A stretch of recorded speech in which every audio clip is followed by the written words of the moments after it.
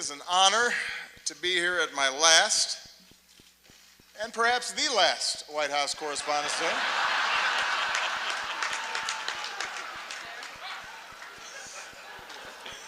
You all look great. The end of the Republic has never looked better.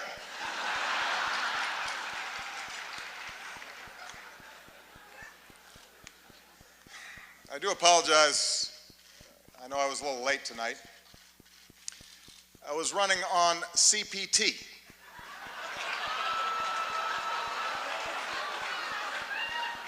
Which stands for jokes that white people should not make.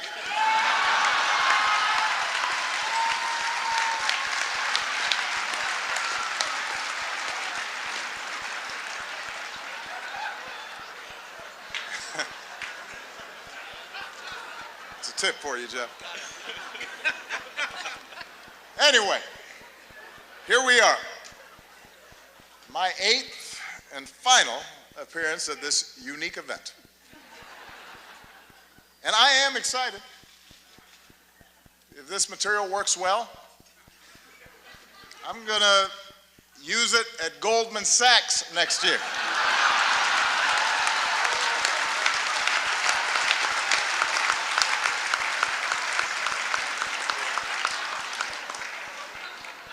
Earn me some serious Tubmans.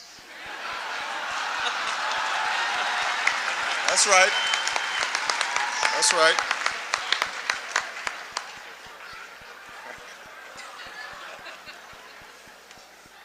My brilliant and beautiful wife, Michelle, is here tonight.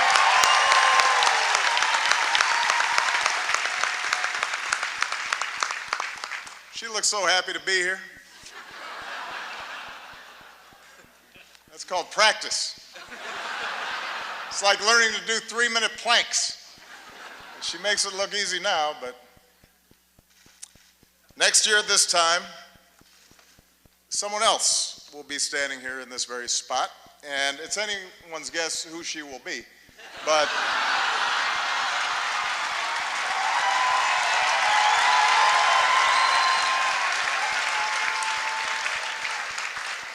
standing here, I can't help but be reflective, a little sentimental. 8 years ago, I said it was time to change the tone of our politics. In hindsight, I clearly should have been more specific.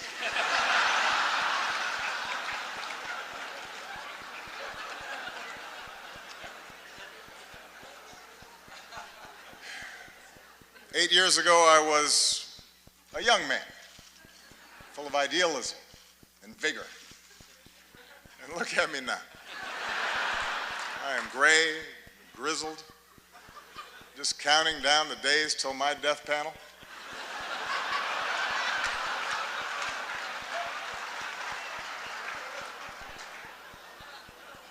Hillary once questioned whether I'd be ready for a 3 a.m. phone call. Now I'm awake anyway because I got to go to the bathroom. I'm up.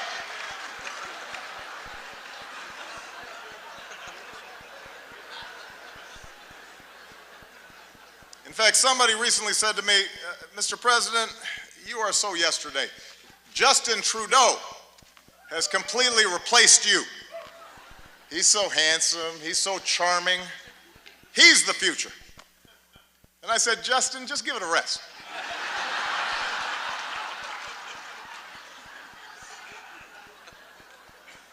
I resented that. Meanwhile, Michelle has not aged a day.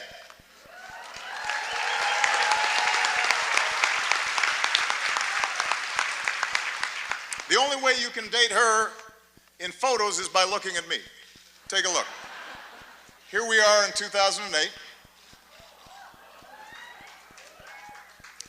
Here we are a few years later. And this one is from 2 weeks ago.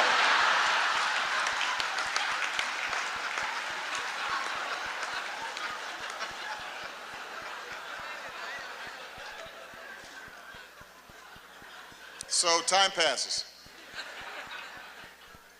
And just 6 short months, I will be officially a lame duck, which means Congress now will flat out reject my authority, and Republican leaders won't take my phone calls. And this is going to take some getting used to. It's a curveball. I don't know what to do with it.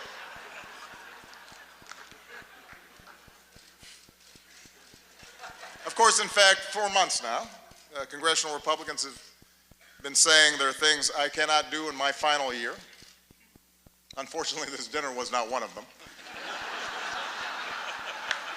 But on everything else, it's another story. And you know who you are, Republicans. In fact, I think we've got Republican Senators Tim Scott and Cory Gardner. They're in the House, which reminds me, security, bar the doors. Judge Merrick Garland, come on out. We're going to do this right here, right now.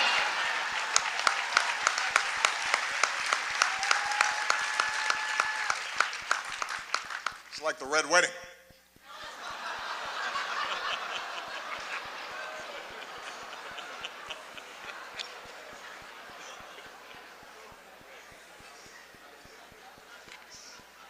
But it's not just Congress. Even some foreign leaders, they've been looking ahead, anticipating my departure. Last week, Prince George showed up to our meeting in his bathrobe. That was a slap in the face.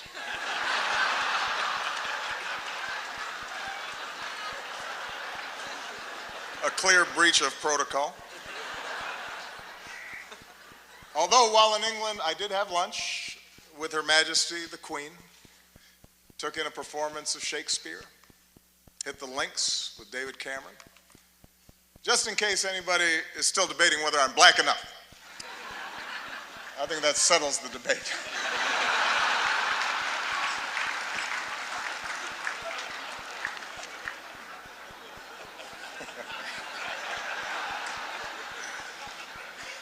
I won't lie.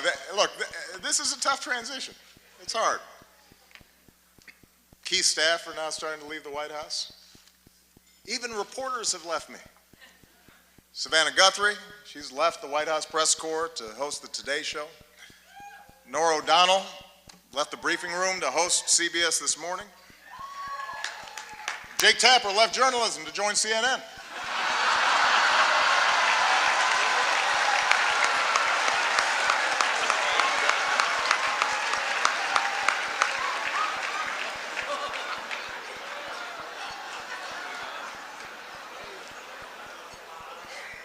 But the prospect of leaving the White House is a mixed bag. You might have heard that someone jumped the White House fence last week, but I have to give Secret Service credit. They found Michelle, brought her back. She's safe. She's safe back at home now.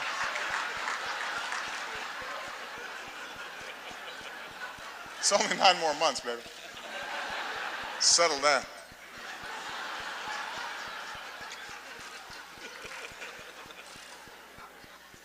And yet somehow, despite all this, despite the churn, in my final year, my approval ratings keep going up.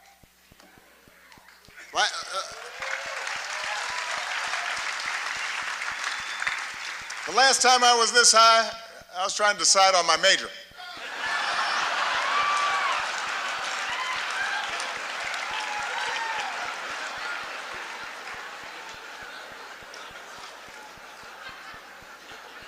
And here's the thing, I haven't really done anything differently. So it's odd. Even my aides can't explain the rising poll numbers. What has changed? Nobody can figure it out.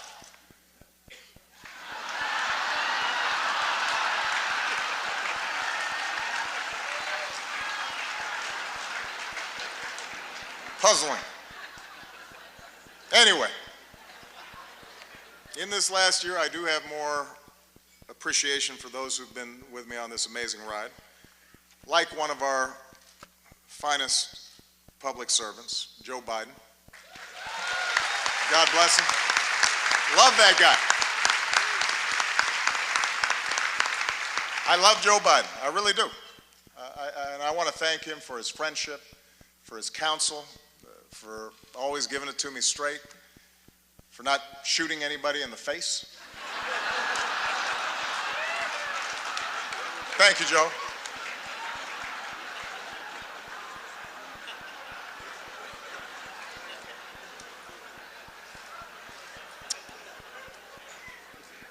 Also, I would be remiss, let's give it up for our host, Larry Wilmore.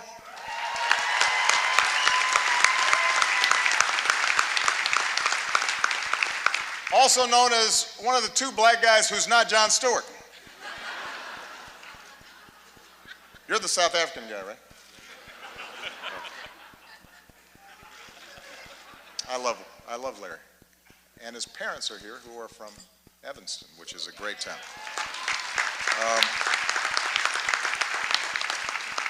I also would like to acknowledge some of the award-winning reporters that we have with us here tonight. Rachel McAdams, Mark Ruffalo, Leah Schreiber. Thank you all for everything that you've done. I'm just joking.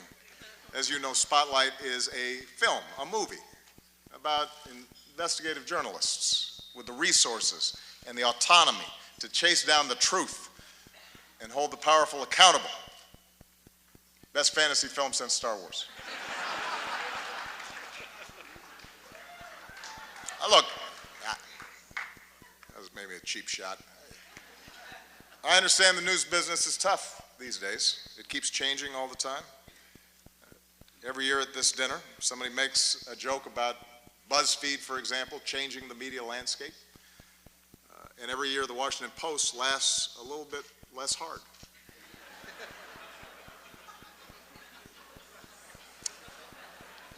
There's kind of a silence there, especially at the Washington Post table. GOP Chairman Reince Priebus is here as well. Glad to see that you feel that you've earned a night off. Congratulations on all your success. The Republican Party, the nomination process, it's all going great. Keep it up.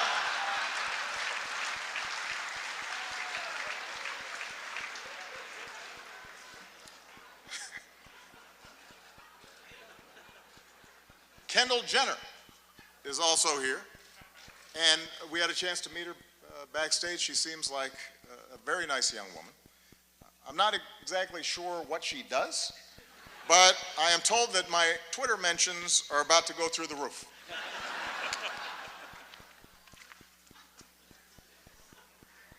Helen Mirren is here tonight.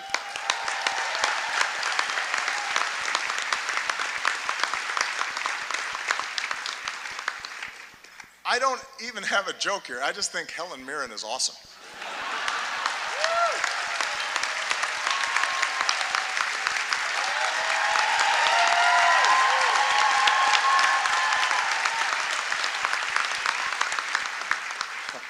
She's awesome. Sitting at the same table, I see Mike Bloomberg.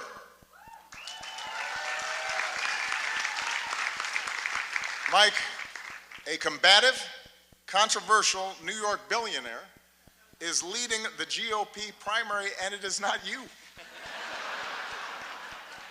That has to sting a little bit.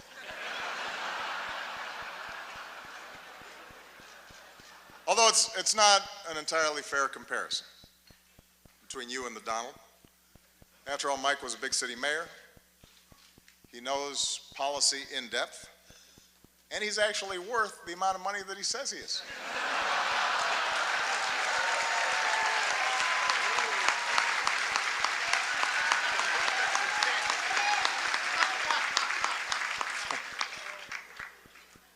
What an election season. For example, we've got the bright new face of the Democratic Party here tonight, Mr. Bernie Sanders. There he is. Bernie.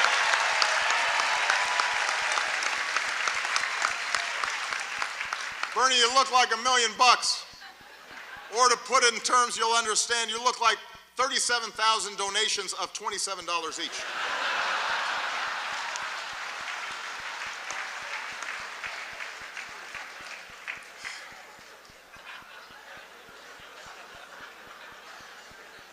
A lot of folks have been surprised by the Bernie phenomenon, especially his appeal to young people, but not me.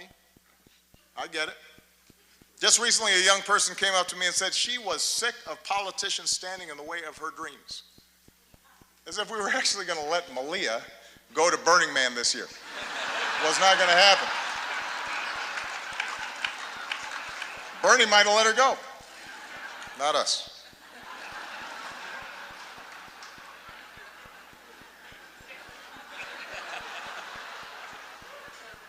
I am hurt, though, Bernie, that you've been distancing yourself a little from me. I mean, that's just not something that you do to your comrade.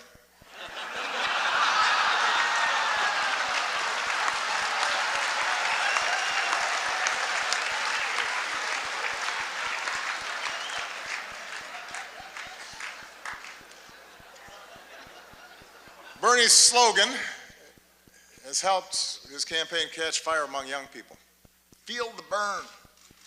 Feel the burn. It's a good slogan. Hillary's slogan has not had the same effect. Let's see this.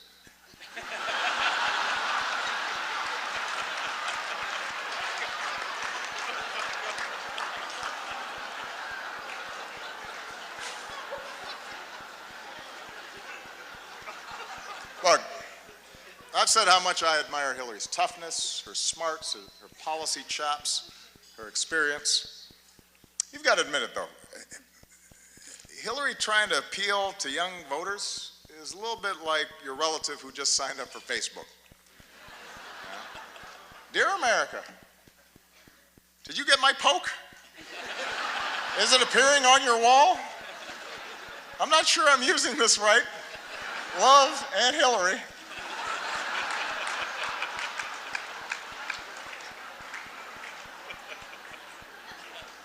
It's not entirely persuasive.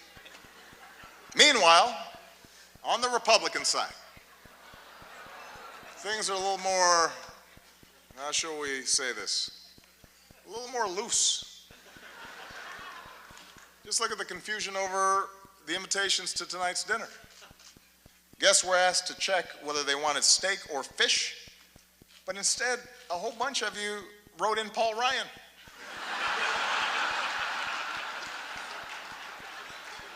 That's not an option, people. Steak or fish.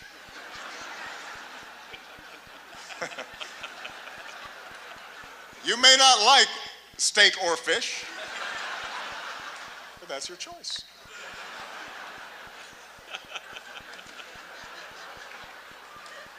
Meanwhile, some candidates aren't polling high enough to qualify for their own joke tonight.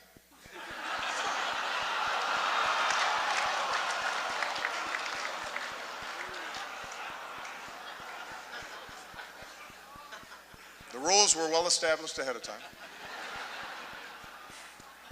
And then there's Ted Cruz. Ted had a tough week. He went to Indiana, Hoosier country, stood on a basketball court and called the hoop a basketball ring.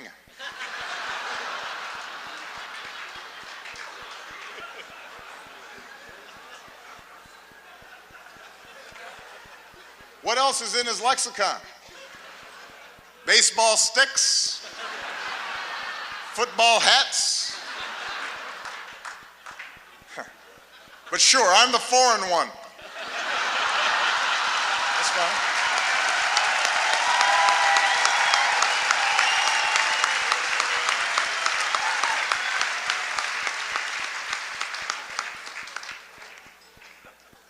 Well, let me conclude tonight on a more serious note. I want to thank the Washington Press Corps. I want to thank Carol for all that you do. You know, the free press is central to our democracy, and nah, I'm just kidding. You know I've got to talk about Trump. Come on.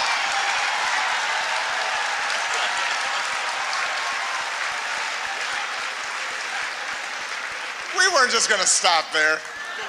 Come on.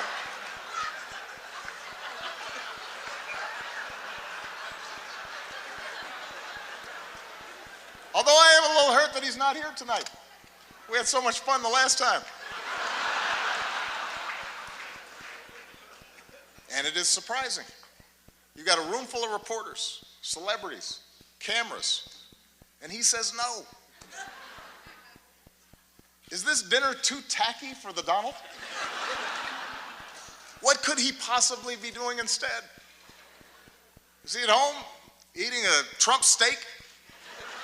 Tweeting out insults to Angela Merkel? What's he doing?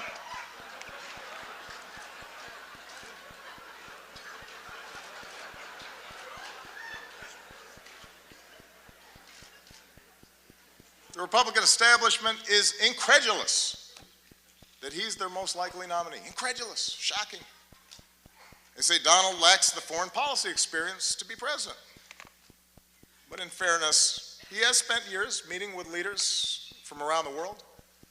Miss Sweden, Miss Argentina, Miss Azerbaijan.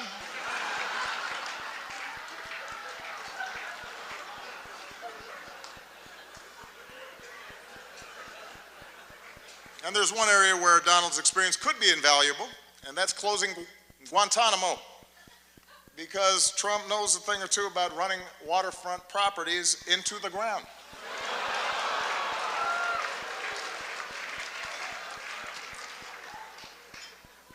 All right, that's probably enough. I mean, I've got more material. No. I don't want to spend too much time on the Donald. Following your lead, I want to show some restraint. Because I think we can all agree that from the start, he's gotten the appropriate amount of coverage, befitting the seriousness of his candidacy.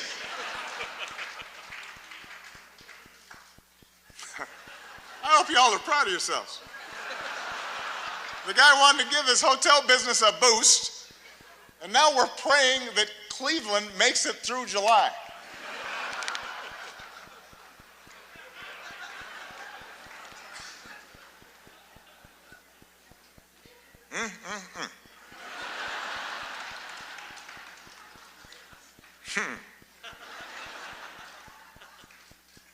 As for me and Michelle, we've decided to stay in D.C. for a couple more years.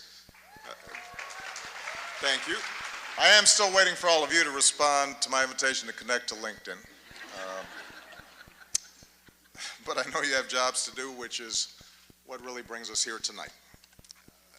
I know that there are times that we've had differences, and that's inherent in our institutional roles. It's true of every president and his press corps. But we've always shared the same goal, to root our public discourse in the truth, to open the doors of this democracy, to do whatever we can to make our country and our world more free and more just.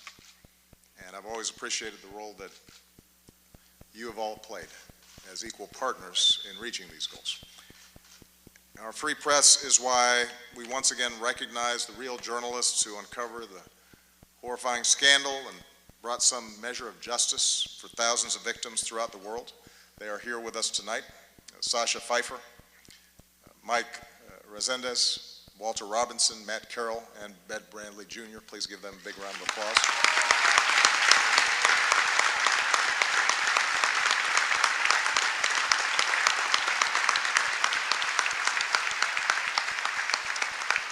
Our free press is why, once again, we honor Jason Rezaian. As Carol noted, last time this year we spoke of Jason's courage as he endured the isolation of an Iranian prison. This year we see that courage in the flesh, and it's a living testament to the very idea of a free press, and a reminder of the rising level of danger and political intimidation and physical threats faced by reporters overseas. And I can make this commitment that as long as I hold this office, my administration will continue to fight for the release of American journalists held against their will, and we will not stop until they see the same freedom as Jason had.